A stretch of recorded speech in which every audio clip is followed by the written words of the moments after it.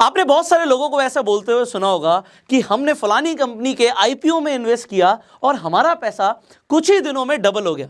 तो क्या सच में आईपीओ में इन्वेस्ट करने से पैसा कुछ ही दिनों में डबल हो जाता है? कैसे होता है भाई? आप कैसे इन्वेस्ट कर सकते हो आईपीओ के अंदर? या फिर कुछ लोगों को नुकसान भी होता है क्या आईपीओ में इन्वेस्ट करने से?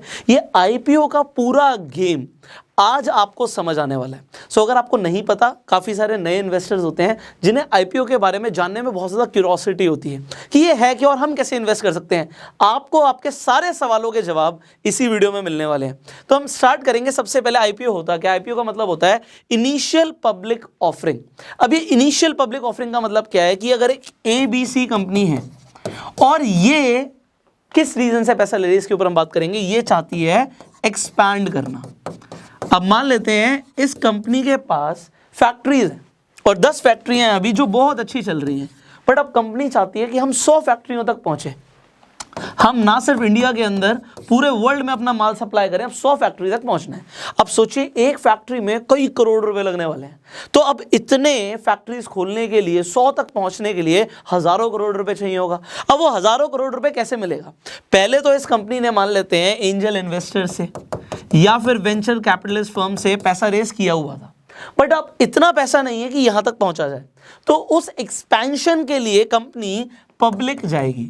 अब इस चीज को बड़े ध्यान से समझिएगा। आज की डेट में कोई भी प्राइवेट लिमिटेड कंपनी पब्लिक से पैसा नहीं ले सकती। इट इज इलीगल, अलाउड नहीं है। कोई भी कंपनी अगर प्राइवेट लिमिटेड है, पब्लिक से पैसा नहीं ले सकती। बट यहां पे अगर कंपनी सर्टेन गाइडलाइंस को फॉलो करके पब्लिक जा रही है, हम ऐसा बोलते हैं कंपनी पब्लिक जा रही है, तो वो प्राइवेट लिमिटेड से पब्लिक लिमिटेड बन रही है, तभी वो पैसा ले सकती है पब्लिक से। अब एक बात बताओ, कोई भी पब्लिक, मतलब आप लोग या हम लोग एक कंपनी को पैसा क्यों देंगे? कंपनी हमें क्या दे रही है? Good question. कंपनी हमें देती है शेयर्स। कंपनी में हिस्सेदारी, भागीदारी देगी, अपने शेयर्स देगी, उसके बदले में हम उसे पैसा देंगे। तो ये तो हुआ एक तरीका कि हम एक्सपैंड करने के लिए पैसा मांग रहे हैं। कंपनी एक्सपैंड करने के लिए पैसा मांग रही है। कोई और रीजन हो सकता है? The answer is yes. दूसरा रीजन कंपनी का हो सकता है, कंपनी के ऊपर बहुत ज्यादा कर्जा चढ़ गया, अब कर्जा नहीं उतर रहा। अब इतना कर्जा चढ़ गया है, उसकी किस्तें भी जा रही हैं, उसका इंटरेस्ट भी पे करना है, कंपनी प्रेशर में आ गई है, वो बिजनेस नहीं कर पा रही, तो उसे पैसा चाहिए। अब अगर उसे पैसा चाहिए प्रेशर को अवॉइड करने के लिए, तो भी वो क्या करेगी? वो पब्लिक से पैसा ले लेगी। बट उसके लिए भी उसे लिस्ट कराना पड़ेगा अपने आप को। लिस्ट कहाँ पे कराना पड़ता है? आपको स्टॉक एक्सचेंज के बारे में पता है। कौन कौन से स्टॉक एक्सचेंज है हमारे पास इंडिया में? बॉम्बे स्टॉक एक्सचेंज और national stock exchange, BSE NSE बोलते हैं। तो अब या तो कंपनी किसी एक पे या दोनों पे लिस्ट हो सकती है, स्टॉक एक्सचेंजेस पे, और फिर जब वो एक्सचेंज पे लिस्ट हो जाएगी, गाइडलाइंस को फॉलो करते हुए वो पब्लिक से पैसा रेज कर सकती है। अब कर्जा चुकाने का रीजन समझ आ गया। कोई और भी रीजन हो सकता है? The answer is yes. जिन लोगों ने स्टार्टिंग में इन्वेस्ट किया था, मान लो वो एग्जिट लेना चाहते हैं, एंजल इन्वेस्टर ने स्टार्टिंग में इस कंपनी को 5 करोड़ दिया था, वेंचर कैपिटलिस्ट फर्म ने इसे 50 करोड़ रुपए दिया था, बट जब कंपनी को पब्लिक पैसा देगी तो वो हजारों करोड़ भी आ सकता है। तो इतना पैसा जब आएगा तो इनको बहुत प्रॉफिट हो जाएगा, और इसीलिए स्टार्टिंग में एंजल इन्वेस्टर्स और वेंचर कैपिटलिस्ट फर्म इन्वेस्ट करती हैं कंपनी में, क्योंकि उन्हें पता है जिस दिन आईपीओ आएगा हमारी इन्वेस्टमेंट कई गुना होकर हमें मिलेगी। अब आप लोग आज पैसा लगा रहे हो, क्या आगे भी कई गुना प्रॉफिट हो सकता है? अब इसे समझेंगे हम यहां से। कौन कौन से लोग पहले तो आईपीओ में पैसा लगाते हैं। अब अगर कोई आईपीओ लॉन्च होता है तो इसके अंदर 3 तरीके के लोग पैसा लगाते हैं। पहले होते हैं क्वालिफाइड इंस्टीट्यूशनल बायर्स। अब ये कौन होता है? Qualified institutional buyers. इंस्टीट्यूशंस मतलब जिनके पास बहुत ज्यादा पैसा है। आपको म्यूचुअल फंड्स के बारे में पता है? आपको बिल्कुल पता है। तो म्यूचुअल फंड्स कंपनीज को सबसे पहले एक प्रिविलेज मिल गई कि वो एक कंपनी के आईपीओ में इन्वेस्ट कर सकते हैं, और इसके लिए वो रिसर्च भी करेंगे कि आईपीओ में इन्वेस्ट करने के बाद कितना गुना प्रॉफिट हो सकता है। इसके अलावा इंश्योरेंस आप लेते हो, अब वो इंश्योरेंस का जो आप प्रीमियम पे करते हो वो कंपनी के पास जाता है। कंपनी उस पैसे का करती क्या है? कंपनीज के पास पहले ये अपॉर्चुनिटी होती है कि वो ऐसी आईपीओज में इन्वेस्ट कर सकते हैं। इसके अलावा बहुत सारे बड़ी बड़ी कॉर्पोरेट्स भी इन्वेस्ट कर सकते हैं। इसके लिए एक प्रोविजन है। प्रोविजन क्या है? कि इतना % इन लोगों के लिए रिजर्व्ड रहेगा। ये जो पहली कैटेगरी है क्वालिफाइड इंस्टीट्यूशनल बायर्स, इनके लिए अप टू 50% तक रिजर्वेशन रहता है। तो यहाँ पे भी कोटा सिस्टम चलता है। तो आपको पहली बात तो आपको लग रहा है कि मेरे को आईपीओ लॉन्च होगा, मान लो एक कंपनी के 100 शेयर्स हैं तो 100 के 100 पब्लिक खरीद लेगी, द आंसर इज नो। अगर 100 शेयर्स हैं तो 50 तो रिजर्व हो गए QIB के लिए, 100 एग्जाम्पल के लिए, बहुत ज़्यादा शेयर्स भी हो सकते हैं। तो यहाँ पे क्वालिफाइड इंस्टीट्यूशनल बायर सबसे पहले आके बाजी मारेंगे, तो सबसे पहले दावत पे इन्हें बुलाया जाएगा। उसके बाद किसे बुलाया जाएगा? नॉन इंस्टीट्यूशनल इन्वेस्टर्स को, NII बोलते हैं। अब ये कौन होते हैं? आपने हाई नेटवर्थ इंडिविजुअल्स के बारे में सुना होगा, HNI पीपल, जिनके पास ज़्यादा पैसा है वो इन्वेस्ट कर सकते हैं। तो इनके लिए भी रिजर्वेशन है भैया, इनके लिए कोटा है 15% का, तो 15% इनके लिए रिजर्वेशन होगा। अब हाई नेटवर्थ इंडिविजुअल्स के बाद आते हैं आम लोग, जिन्हें हम बोलते हैं रिटेल इन्वेस्टर्स। अब रिटेल का मतलब क्या है? रिटेल का मतलब है जो लोग 2 लाख से कम पैसा लगाएंगे, जो लेस देन 2 लाख लगाएंगे, उन्हें हम बोलते हैं रिटेल इन्वेस्टर्स। तो आप कितना पैसा लगाना चाहते हो? अगर 2 लाख से कम है तो आप रिटेल की कैटेगरी में होगे, 2 लाख से ज्यादा आप इस कैटेगरी में होगे। तो अब आप रिटेल के अंदर आ जाओ, तो इनके लिए रिजर्वेशन क्या है? जो बचा हुआ है 35%। तो अगर एक कंपनी 100% शेयर्स निकाल रही है तो 35% ही रिटेल इन्वेस्टर्स के लिए, आपके लिए रिजर्व्ड है। अब यहां पर बात आती है, इसके बाद क्या हो सकता है? अब मान लीजिए यहाँ पे 35% रिजर्व्ड है, बट लोग आ गए बहुत ज़्यादा लोग आ गए। मान लेते हैं यहाँ पे पहले 35 लोग थे और सब एक शेयर मांग रहे थे। अब यहाँ पर आ गए लेट से 70 पीपल, डबल हो गया, ज़्यादा लोग आ गए। तो अब इसे बोलते हैं कि ओवर सब्सक्राइब्ड हो गया है आईपीओ, यहाँ पे 2x हो गया। इसी तरीके से यहाँ पे भी सेम चीज़ हो सकती है, यहाँ पे भी इनके लिए रिजर्वेशन है, बट मान लो 3 गुना लोग यहाँ पे आ गए और उन्होंने बोला कि भैया हमें ज़्यादा चाहिए शेयर्स और लोग बहुत ज़्यादा है, तो डिमांड बहुत ज़्यादा है। तो अगर एक आईपीओ ओवर सब्सक्राइब्ड होता है 3 गुना, 5 गुना, 10 गुना, 20 गुना, तो उसे बोलते हैं कि वो आईपीओ अच्छा है, ऐसा बोलते हैं। क्योंकि जब वो लिस्ट होगा तो इतनी ज़्यादा डिमांड है, तो होना क्या है? अगर इतनी ज़्यादा डिमांड होगी, पहली बात तो लोगों को मिलने के चांसेस कम हो जाएंगे। अगर मान लो 2 गुना ज़्यादा लोग आ गए तो भैया फिर सबको तो मिल नहीं सकता। फिर एक तरीके से कंप्यूटराइज लॉटरी चलेगी, लॉटरी बेसिस पे लोगों को अलॉट हो जाएगा शेयर्स। बट क्या एक शेयर खरीदा जा सकता है आईपीओ में? The answer is no. इसे भी आप समझिए, आपको मैं सब कुछ समझाना चाहता हूं।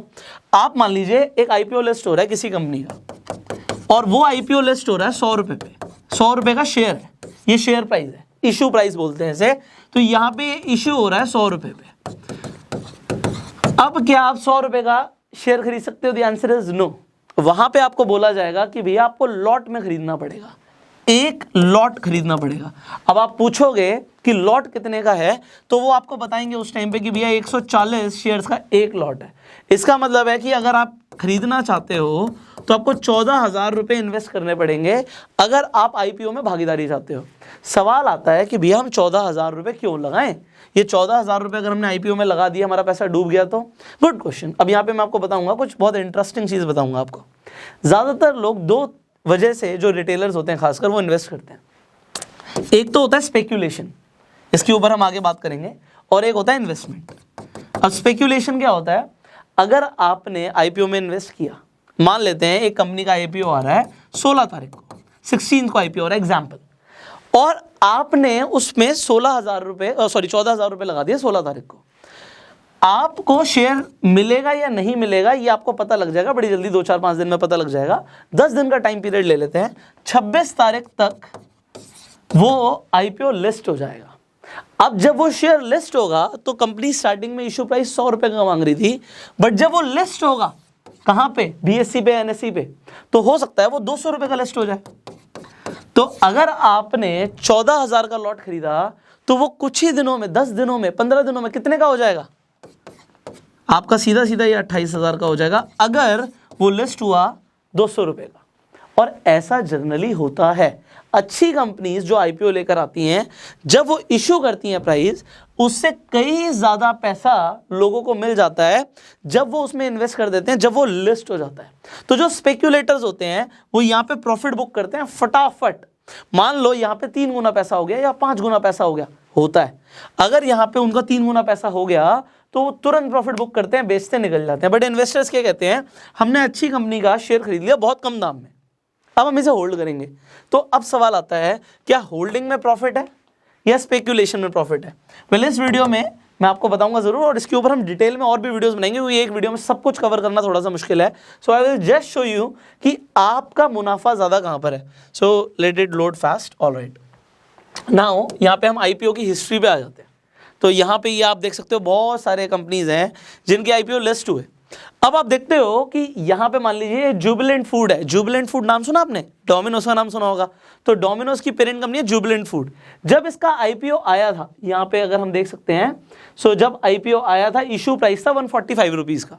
बट जब आईपीओ लिस्ट हुआ उसके बाद जब लिस्टिंग क्लोज हुई 114 रुपए पे हो गई, तो लोगों को जो परसेंटेज ऑफ लॉस हुआ स्टार्टिंग में, देखो लॉस हो गया -21। बट उसके बाद आज की डेट में अगर करंट गेन्स देखें तो वो 145 का जो इश्यू शेयर था वो आज 3000 रुपए से ऊपर का, 3100 रुपए से ऊपर का है, और 2000% से ज्यादा लोगों को फायदा हुआ अच्छी कंपनी में इन्वेस्ट करने से। तो अब लोगों का सवाल होता है क्या डायरेक्टली पैसा डबल हो जाएगा?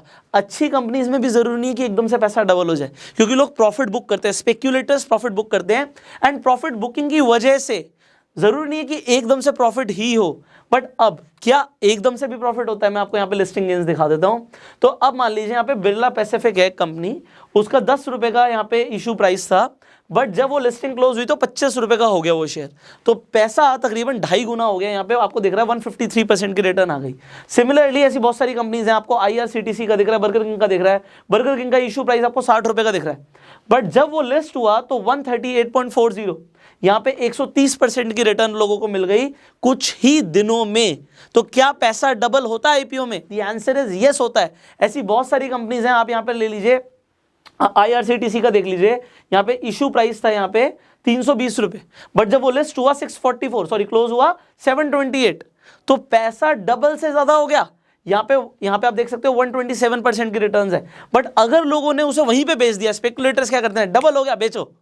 बट अगर थोड़ा सा वेट कर लो तो अगर आप आज तक देखोगे 2200 रुपए का चल रहा है, 2200 रुपए का ये शेयर प्राइस चल रहा है। तो ये इन्वेस्टर्स और स्पेकुलेटर्स में डिफरेंस है। बट आप क्या करना चाहते हो, टोटली अप टू यू यार।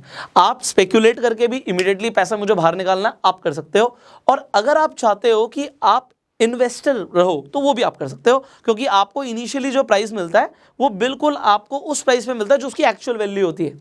तो जब बात करते हैं इंट्रिंसिक वैल्यू से कम में खरीदने की, तो वैल्यू इन्वेस्टिंग कर सकते हो आईपीओस के थ्रू। अब बात आती है कि आप लोग आईपीओस में कैसे इन्वेस्टमेंट कर सकते हो। आई विल जस्ट शो यू। तो मैं स्क्रीन रिकॉर्डिंग भी ऑन कर देता हूँ। अब यहाँ पे मैं एंजल ब्रोकिंग पे चला जाता हूँ।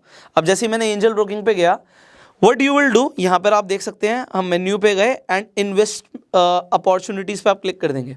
जब आप इन्वेस्ट अपॉर्चुनिटीज़ पे क्लिक करेंगे, यहाँ पे आप देख सकते हैं आईपीओस एंड एफपीओस आ गया है। इस पे क्लिक करेंगे तो जो भी नेक्स्ट आईपीओ आने वाला है, जैसे यहाँ पे दिख रहा है जोमेटो का आईपीओ आने वाला है और ये 14 तारीख को ओपन हो रहा है, तो 14 तारीख को अगर ओपन हो रहा है तो आप इसके लिए अप्लाई कर सकते हो। अब आपके पास एक डीमेट अकाउंट होना जरूरी है if you want to invest in जैसे मैंने बोला आईपीओस के अंदर। तो एंजल ब्रोकिंग का लिंक मैं इस वीडियो के डिस्क्रिप्शन और कमेंट बॉक्स में दे दूंगा, तो आप लिंक पे क्लिक करके तुरंत अपना अकाउंट ओपन कर लीजिए। एंड जैसे ही आपका अकाउंट ओपन हो जाएगा, यू जस्ट सी जो नेक्स्ट आईपीओ आ रहा है उसके बारे में आप स्टडी कीजिए। आईपीओ के बारे में स्टडी करने के बाद अगर आपको लगता है वो कंपनी अच्छी है तो आप उसमें डेफिनेटली इन्वेस्ट कर सकते हो। एंड फाइनली मैं आपको एक चीज़ दिखा देता हूँ कि नेक्स्ट अभी जैसे दिख रहा है जोमेटो का हमारा आ रहा है, आपका आईपीओ लॉन्च हो रहा है। तो एक चीज़ आपको और देखनी होती है, वो है ग्रे मार्केट प्रीमियम। अब ये ग्रे मार्केट क्या है? ग्रे आप समझ रहे हो, ग्रे मतलब डार्क एरिया, डार्क एरिया मतलब विच इज़ नॉट लीगल। तो आपको यहाँ पर ये देखना होता है कि अगर ग्रे मार्केट में उसका प्रीमियम ज़्यादा चल रहा है, यहाँ पर आप देख सकते हो कि जो ग्रे मार्केट में प्रीमियम है जोमेटो के आईपीओ को 26% ज़्यादा है। इसका मतलब क्या है कि अभी से उसकी डिमांड ज़्यादा है। जब वो लिस्ट होगा तो लोगों को प्रॉफिट ज्यादा हो सकता है, लोग ग्रे मार्केट में उसके पैसे ज्यादा देने के लिए रेडी हैं। क्यों? क्योंकि सबको आईपीओ में शेयर्स नहीं मिलते हैं। क्यों नहीं मिलते हैं हम नेक्स्ट वीडियो में बात करने वाले हैं। आपको कैसे मिल सकते हैं इसके ऊपर हम बात करने वाले हैं। अभी आप फिलहाल अपना डीमेट अकाउंट तुरंत ओपन कर लीजिए, डिस्क्रिप्शन कमेंट बॉक्स में लिंक है। एंड ये वीडियो अगर आपको अच्छी लगी, अपना प्यार देने के लिए जल्दी से इस वीडियो को लाइक कर दीजिए, शेयर कीजिए, जिससे लोगों को भी आईपीओ के बारे में पूरी अंडरस्टैंडिंग मिल जाए। आपके कुछ सवाल आप नीचे कमेंट बॉक्स में पूछ सकते हैं। फेसबुक पे वीडियो देख रहे हैं तुरंत फॉलो कीजिए, यूट्यूब पे देख रहे हैं सब्सक्राइब कीजिए एंड बेल आइकन पे क्लिक कीजिए। I will see you in the next video. Till that time you go self made.